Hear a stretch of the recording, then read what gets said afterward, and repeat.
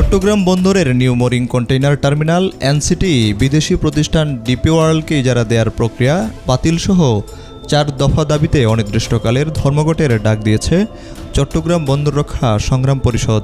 বন্দর কর্তৃপক্ষের চেয়ারম্যানের পদ হতে অপসারণ করতে হবে। আগামীকাল রোববার 8টা থেকে শুরু হয় ধর্মঘটে বন্দরের জেটি, ইয়ার্ড, টার্মিনাল এমনকি বহির্নোঙরের সব কার্যক্রম বন্ধ রাখার ঘোষণা দেওয়া হয়েছে। লাগাতার অনির্দিষ্টকালের জন্য ধর্মঘট আহ্বান করেছে।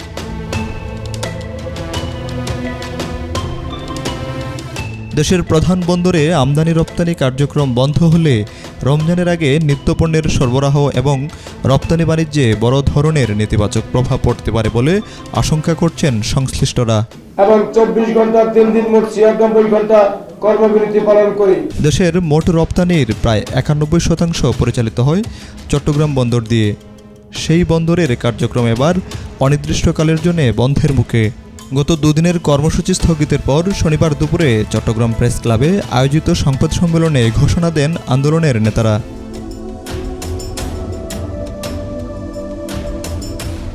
এ সময় নেতারা জানান, আগের কর্মবিরতিতে বহির্নোঙরের কার্যক্রম সচল থাকলেও এবার বন্দরের ভেতরে এবং বাইরে সব ধরনের অপারেশন পুরোপুরি বন্ধ থাকবে।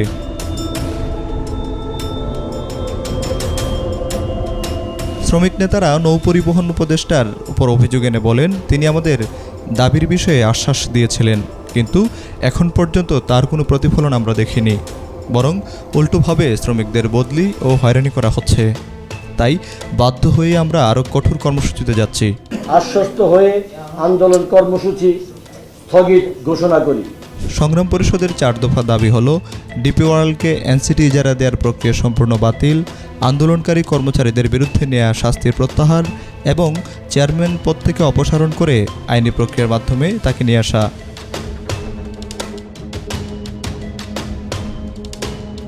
এই আন্দোলন শুরু হয় গত 31 জানুয়ারি। প্রথমে প্রতিদিন 8 ঘন্টা কর্মবিরতি পালন করা হলেও পরবর্তীতে তা 24 ঘন্টার কর্মসূচিতে রূপ নেয়। গত বৃহস্পতিবার নৌপরিবহন উপদেষ্টার চট্টগ্রাম সফরের পর আন্দোলন 2 দিনের জন্য স্থগিত করা হয়।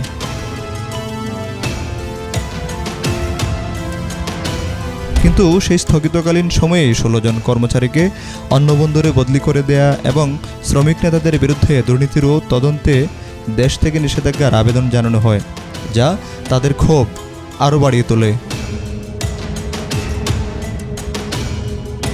ব্যবসায়ী সংগঠনগুলো দ্রুত সংকট নিরসনে সরকারের কার্যকর হস্তক্ষেপের দাবি করছে। পণ্য সরবরাহ স্বাভাবিক রাখা এবং রপ্তানি সচল রাখতে সরকার কী পদক্ষেপ নেয় সেদিকে এখন নজর সবার। Desk report, B news 24।